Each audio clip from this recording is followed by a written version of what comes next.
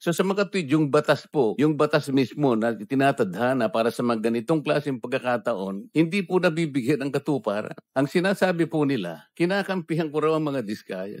Hindi po, tuntunin natin from the beginning. I am very consistent. Ang batas po ang aking sinusunod, ang tinutuntun ko. Meron po kasing isang taong nagsabi, nag-intriga, nagpalabas ng kung anong klaseng intriga, na ako raw po, o maring hindi ako, isa raw mambabatas ang lumapit sa Diskaya, humihingi raw po ng 1 billion pesos. Para po yatang nagkasundo sa 120 million na lang. Isipin po ninyo, kapatid po yata yun ng ating colleague. So ngayon po, ang dami nagsasabi na baka ako yun.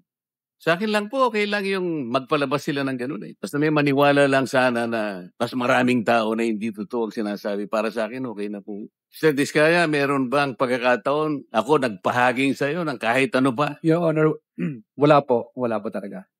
Saan ang galing yung binanggit ni po Ramon Tulfo? Merong isang mambabatas. Your Honor, wala po akong idea, Your Honor.